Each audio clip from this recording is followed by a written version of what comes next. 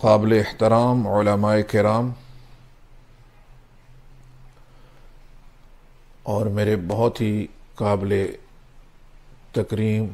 طالب علم بھائیوں، سب سے پہلے تو میں برادر مکرم مولانا طیب زیدہ مجدہم کا شکر گزار بھی ہوں کہ انہوں نے اس مشارکہ میں مجھے بھی شمولیت کی دعوت دی، اور اس کے ساتھ میں ان کے اس فکر پر کلمات تحسین و تبریک بھی پیش کرتا ہوں کہ انہوں نے ہمارے نوجوان علماء کے لیے ایک مجال اور ایک میدان جو اہم ترین دین کا اور دین کی اشاعت کا ایک اہم ترین حصہ ہے، اسے اجاگر کرنے کے لیے انہوں نے ایک ورکشاپ کا اور ایک تربیتی نشست کا اہتمام کیا۔ اللہ وحدہ لا شریک ان کے اس کام کو قبول و منظور فرمائے اور دارین کی سعادتوں سے نوازے۔ اس میں کوئی شک نہیں کہ جو فہرست میں نے دیکھی اس میں بڑے بڑے اہل علم اس تربیتی کورس میں ان کے بیانات ہوئے، جن میں بڑے نامور علماء، دانشور، خطباء، مبلغین کی ایک بڑی تعداد ہے۔ میرے لیے یہ خوش نصیبی ہے کہ میں بھی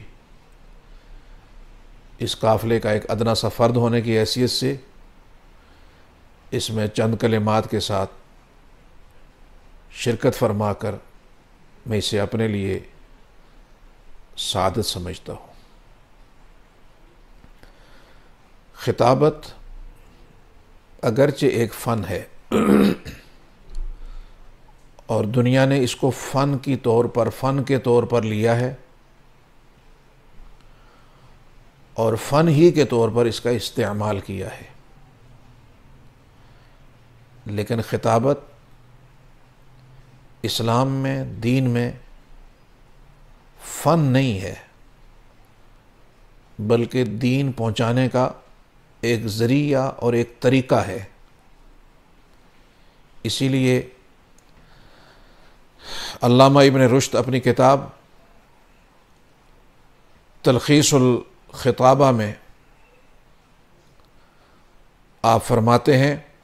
کہ خطابت نام ہے اس فن کا کہ جس سے کوئی بندہ اپنی بات دوسرے سے اپنی بات جو دوسرے سے وہ کہنا چاہتا ہے وہ کہہ سکے اور اپنی بات کو دوسروں سے منوا سکے۔ لہذا آپ دیکھیں گے کہ دنیا میں بڑے بڑے نامور فاتحین جہاں وہ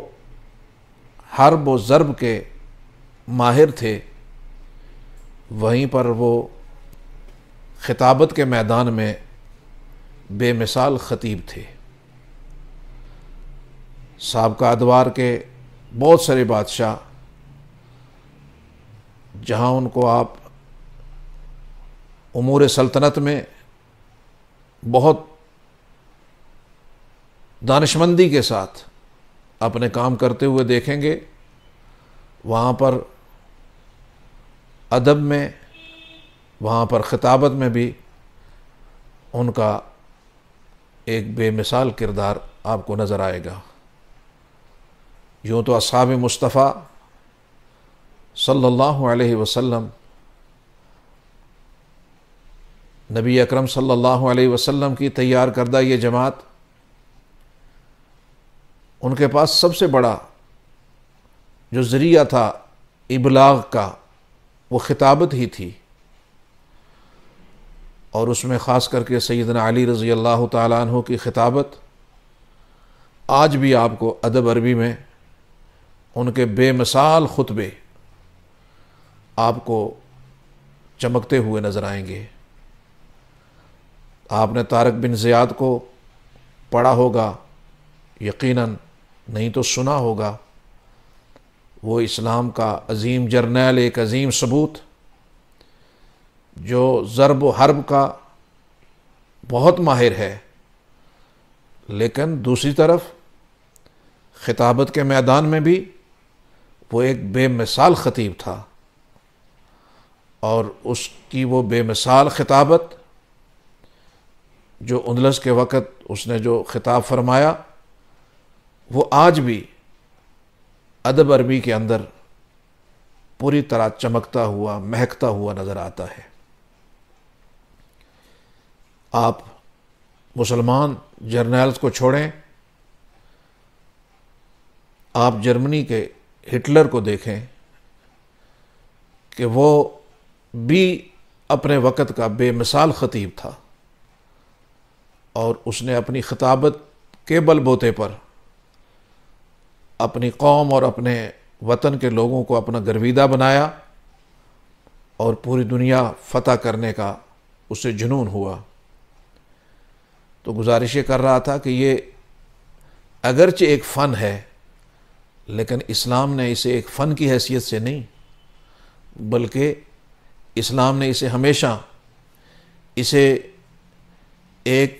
پیغام پہنچانا اور دوسروں تک اسلام کا پیغام پہنچانے کے لیے ایک اسے ذریعہ سمجھا ہے۔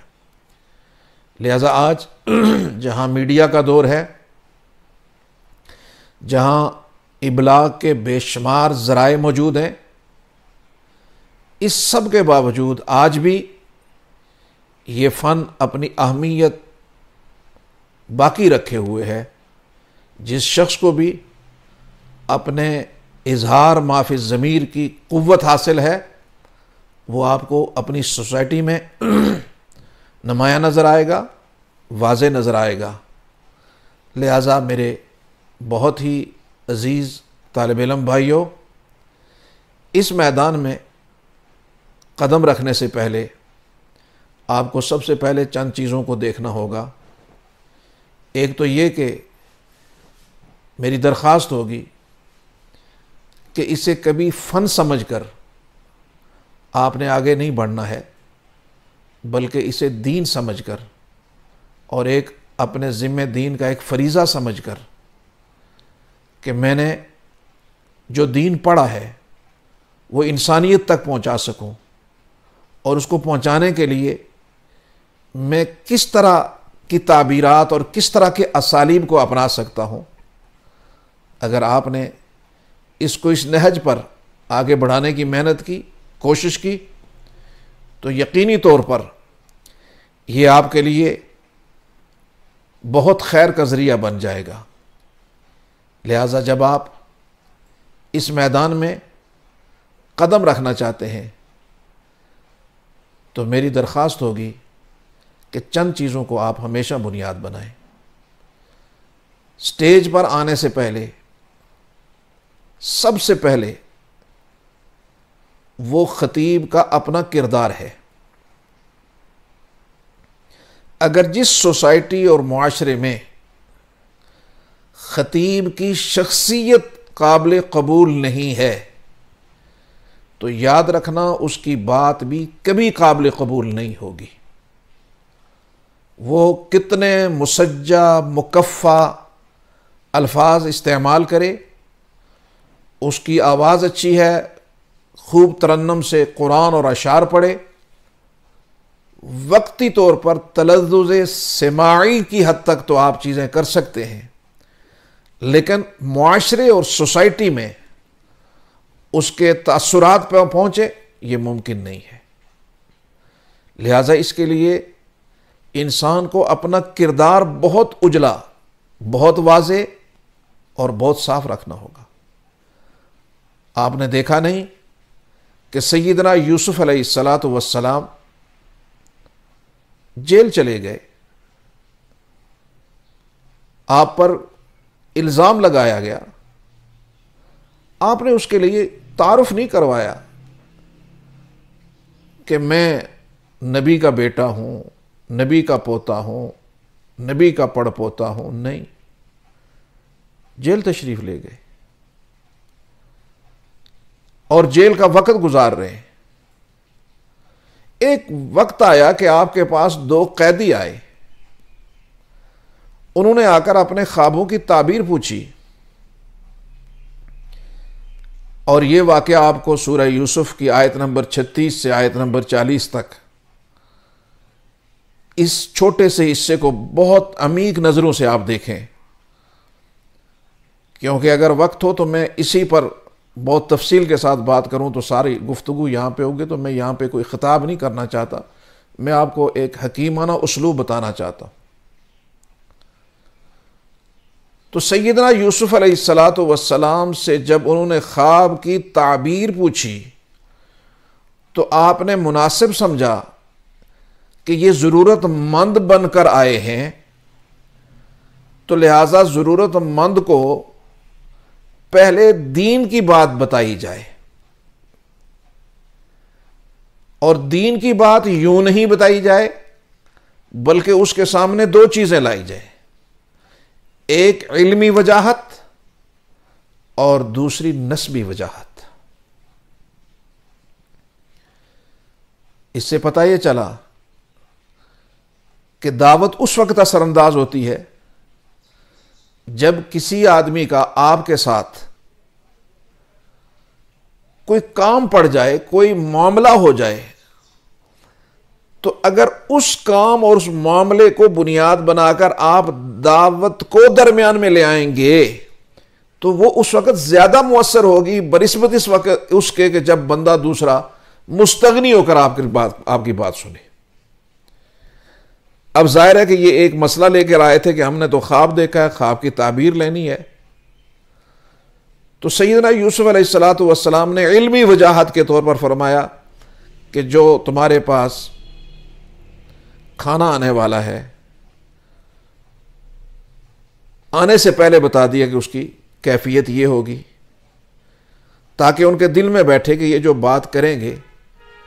یہ کوئی ویسے کوئی تکا نہیں لگائیں گے، بلکہ اس کے پیچھے ایک باقاعدگی کے ساتھ ایک علم اور ایک فہم ہوگا۔ اور دوسرا یہ کہ آپ نے دعوت سے پہلے اپنا تعارف کروایا کہ میرے آبا و اجداد ابراہیم ہیں، اسحاق ہیں، یعقوب ہیں، گویا خاندانی وجاہت بتائی، علمی وجاہت بتائی، اور بتانے کے بعد آپ نے اب دعوت دی اَأَرْبَابٌ مُتَفَرِّقُونَ ام اللہ الواحد القہار۔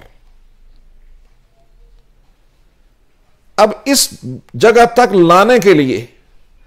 آپ سب سے پہلے یہاں تک آئے۔ اس سے آگے بڑھے رحمت دو عالم صلی اللہ علیہ وسلم، جب آپ صفا پر کھڑے ہو کر دعوت دے رہے ہیں تو اللہ کے نبی نے سب سے پہلے اپنا کردار پیش کیا، اور ساری قوم نے جب کردار کی تائید اور توثیق کی پھر اس کے بعد دعوت دی۔ لہذا میری گزارش ہوگی اپنے عزیز طالب علم بھائیوں سے کہ سب سے پہلی توجہ تو کردار سازی پہ دے،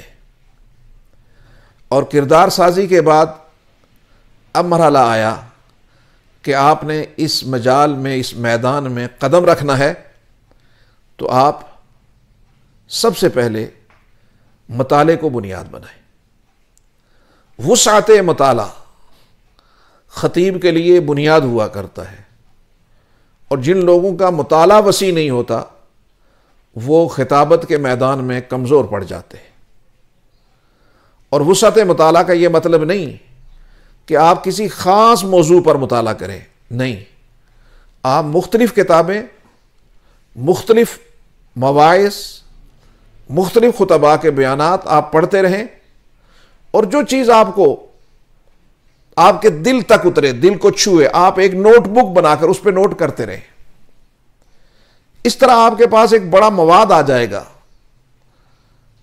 کچھ اچھے اشعار وہاں پہ ہیں تو اچھے اشعار وہاں پہ نوٹ کرنا شروع کر دیں۔ اب یہ ایک کھلا مطالعہ ہے۔ اب اس کے بعد جب آپ کے پاس وسعت مطالعہ ہوگی، لیکن جب آپ سٹیج پہ آئیں تو آپ کے لیے یہ ضروری نہیں ہے، یہ خصوصی بتانا چاہتا ہوں کہ یہ کبھی بھی نہ سوچیں کہ جو مبلغ اور خطیب ہے جو کچھ مطالعہ اس نے کیا ہے وہ لازمی لوگوں کے سامنے پہنچانا ہے، نہیں، بلکہ دیکھنا یہ ہے کہ میری یہ بات لوگوں کے لیے کتنے فائدے کا ذریعہ بنے گی۔ اور پھر خاص کر کے میں اپنی زندگی کا ایک چھوٹا سا تجربہ بتاتا ہوں کہ میں جب بھی سٹیج پہ گیا تو میں نے سب سے پہلے خود احتسابی کی، اور میں نے سب سے پہلے یہ سوچا کہ میں لوگوں کا گھنٹہ 1.5 گھنٹہ وقت لوں گا۔ اس گھنٹے 1.5 گھنٹے میں لوگوں کو میسج کیا دوں گا، پیغام کیا دوں گا، اور وہ میسج اور پیغام اگر ایسا ہے جس سے میں خود مقتنع ہوتا ہوں تو پھر وہ بات کرتے ہوئے دل کو تسلی بھی ہوتی ہے۔ اور اگر گھنٹہ 1.5 گھنٹہ بیان ہے، اس کی کوئی آگے پیچھے سر پیر ہی نہیں ہے، کوئی میسج نہیں ہے، کوئی پیغام نہیں ہے، تو وہ بے مقصر ایکسرسائز ہے۔ اس لیے یاد رکھیں کہ وسعت مطالعہ کے بعد پھر آپ کا انتخاب کرنا ہے موضوع، پھر اس موضوع کے اندر رہتے ہوئے بات کرنی، یہ بہت مشکل ترین ٹاپک ہوتا ہے۔ اور پھر جب اس موضوع کو لے کر آگے بڑھیں گے تو پھر اب آپ کے پاس اس زبان کی قدرت ہونی چاہیے جس زبان پہ آپ بات کر رہے ہیں، آپ کی پوری قدرت ہو، آپ کے الفاظ درست ہو، آپ کا تلفظ درست ہو۔ عموماً ہمارے جو بعض حضرات ہوتے ہیں ان کے تلفظ اس طرح کے نہیں ہوتے، ان کے مخارج اس طرح کے نہیں ہوتے، لہذا تلفظ کی درستگی بہت ہی اہم ہے اس میدان خطابت میں۔ اور پھر الفاظ کی درستگی کے ساتھ ساتھ تعبیرات کی درستگی، اور تعبیرات کی درستگی اور تعبیرات کے اسالیب اس وقت تک بندے کو سمجھ میں نہیں آتے جب تک کہ وہ کامیاب مبلغین اور خطباء کے بیان بہت دلچسپی کے ساتھ اور بہت باریک بینی کے ساتھ نہیں سنتا کہ خطیب اپنی بات شروع کیسے کر رہا ہے، اس سے باتیں نکال کیسے رہا ہے۔ ابتدا میں یہ نہیں آپ کر سکیں گے، لیکن آپ کو اس پہ نگاہ رکھنی ہوگی کہ کس طرح بات کی جاتی ہے اور کس طرح بات کو بڑھایا جاتا ہے۔ اور پھر ان ساری چیزوں کے ساتھ ساتھ الفاظ بھی درست ہوں، تعبیرات بھی درست ہوں، مطالعہ بھی بڑا مضبوط ہو، تو یاد رکھنا کہ جو گفتگو آپ کر رہے ہوں وہ اللہ کے لیے کر رہے ہوں، لوگوں کے لیے واہ واہ، اچیا ہو سبحان اللہ، چھکیا ہو سبحان اللہ، میں معذرت سے کہوں گا کہ نہیں، بلکہ اللہ کے لیے، ان اجری الا علی اللہ، کہ یہ امید رکھ کر کہ اس کا بدلہ مجھے میرا اللہ دے گا۔ ہاں، مجمع کو متوجہ ضرور رکھیں، متوجہ رکھنے کے لیے خطیب کا جو ہے وہ شائستگی کے ساتھ کوئی اچھی بات کہہ دینا اور کوئی اس طرح کی بات کہہ دینا، اس میں کوئی مذائقہ نہیں، لیکن بار بار لوگوں سے بلند آواز سے جو ہے وہ کلمات کہلوانا، یہ ایک کامیاب خطیب مجھے اس طرح نظر نہیں آتا۔ پھر اس کے ساتھ میری یہ درخواست ہوگی کہ یہ ایک بہت ہی اہم ترین چیز ہے، اور وہ یہ کہ جو آدمی جتنی دیر گفتگو کرے، اگر اس نے 1 گھنٹہ بات کرنی ہے تو پھر اس کو 1 گھنٹہ پہلے پورا 1 گھنٹہ ذکر الہی کرنا ہوگا۔ اپنی زبان کو، اپنے دل کو ذکر الہی سے، درود پاک سے پاک کر کے جب آپ بات کریں گے تو اس بات کے اندر تاثیر بھی ہوگی، اس بات کے اندر جو ہے وہ ایک مٹھاس بھی ہوگی، اس لیے کہ باتوں کو مؤثر بنانا یہ میرے اللہ کا کام ہے۔ ہاں، جب من القلب الی القلب ہوتی ہے، جب بات دل سے نکلتی ہے تو وہ دل تک پہنچتی ہے۔ جس بات سے آپ کا دل مطمئن نہیں ہوتا، یاد رکھنا اس سے دوسروں کا دل بھی کبھی مطمئن نہیں ہوگا۔ اس لیے سب سے پہلے آپ اپنی تقریر خود اپنے آپ کو سنائیں، کیا اس سے میں مطمئن ہو رہا ہوں یا نہیں۔ اگر آپ خود اپنی تقریر سے، اپنے واعظ سے مطمئن ہیں تو انشاءاللہ العزیز جو ہے وہ دوسروں تک بھی یہ بات آپ کو، دوسروں کے دلوں تک بھی انشاءاللہ اللہ اس کو ضرور پہنچائیں گے۔ لیکن مطمئن ہونے کا یہ مطلب نہیں ہے کہ آپ خود پسندی کا شکار ہو جائیں، اس کا مطلب یہ نہیں ہے کہ آپ انا پرستی کا شکار ہو جائیں، آپ کسی گھمنڈ میں آ جائیں، نہیں۔ یہ بہت حکیمانہ سی بات ہے، یہ بھی اسی وقت ملے گی جب آپ کا تعلق کسی صالح اور اللہ والے انسان کے ساتھ ہوگا، تو وہ آپ کو یہ باریک باتیں جو ہے وہ ضرور بتائے گا۔ اسی کے ساتھ جو اہم ترین بات ہے وہ یہ کہ ہمارے اکثر خطبہ موقع کی مناسبت کے ساتھ بات کرنا یہ مشکل ترین بات ہوتی ہے۔ تو جس طرح کا موقع ہو اس طرح کی بات کرنا۔ بعض دفعہ جلسے میں بندے کو ٹوٹلی 5 منٹ ملتے ہیں تقریر کے، وہاں پہ اگر 2 منٹ خطبہ پڑھ لیا تو میرے خیال میں اس نے بہت سارا وقت جو ہے وہ لے لیا، اور وہ اپنی بات جو کہہ سکتا تھا وہ کہنے میں جو ہے وہ شاید ناکام ہو جائے۔ اس لیے وقت کا خیال رکھنا، ہٹلر ہی سے کسی نے پوچھا تھا کہ اگر آپ کو 5 منٹ کی تقریر کے لیے کہا جائے تو آپ کو کتنا وقت چاہیے تیاری کے لیے، تو اس نے کہا تھا مجھے 2 ہفتے چاہیے 5 منٹ کی تقریر کے لیے۔ کہا 10 منٹ کرنی ہو تو کہا 1 ہفتہ، اور کہا کہ اگر آپ کو 2 گھنٹے تقریر کرنی ہو تو کہا اس کے لیے تو میں ابھی سے تیار بیٹھا ہوا ہوں۔ مطلب یہ کہ جتنی مختصر بات ہوتی ہے اتنی اس کے اندر جامعیت ہوتی ہے، لہٰذا اس کے اندر سارے اجزاء کو شامل کرنا یہ ایک کامیاب خطیب کا، کامیاب مقرر کا، کامیاب مبلغ کا کام ہوا کرتا ہے۔ اس لیے میں اپنے تمام جو ہے عزیزوں سے گزارش کروں گا کہ وہ اس کا خصوصی خیال رکھیں، اور پھر جہاں جس مجلس میں جتنا وقت ملے اس وقت کا خیال رکھنا یہ بھی ایک ناجح اور کامیاب خطیب کے لیے بہت ضروری ہے۔ اور پھر سب سے آخری بات میں یہ کہوں گا، کیونکہ وقت مختصر ہے، اس پہ تو گھنٹوں بیان ہو سکتا ہے، گھنٹوں کی یہ تربیتی نشست ہے، اس کے ایک ایک حصے کو اگر لے کر آگے بڑھا جائے تو گھنٹوں لگ سکتے ہیں۔ آخری بات یہ کہوں گا کہ سب سے پہلی آپ سٹیج پہ جائیں تو بات کرنے میں اس میں اخلاص ہونا چاہیے، اور جب اخلاص کے ساتھ بات کریں گے تو پھر دوسری بات جو خطیب کے لیے بہت ضروری ہے وہ اعتماد ہونا چاہیے، کہ جو بات وہ کہہ رہا ہے اس پہ وہ خود اعتماد کرتا ہے یا نہیں، اس کے لہجے میں اعتماد، اس کی شخصیت میں اعتماد، اس کے بول میں اعتماد، اس کی آواز میں اعتماد۔ ہاں بات کر رہا ہے بہت قیمتی لیکن پاؤں لڑکھڑا رہے ہیں، بات کر رہا ہے بہت اہم لیکن زبان لڑکھڑا رہی ہے، بات کر رہا ہے بہت اہم جملے بے ربط ہو رہے ہیں، وہ بات کبھی بھی مؤثر نہیں ہوگی۔ اس لیے اعتماد سازی اس وقت آتی ہے جب آپ ممارسہ اور پریکٹس مسلسل کرتے جائیں گے، تو پھر یہ آپ کے اندر یہ اعتماد پیدا ہونا شروع ہو جائے گا۔ اور پھر اس کے ساتھ خطیب کے لیے ایک بہت ہی اہم چیز ہے، وہ ہے اس کے اخلاق،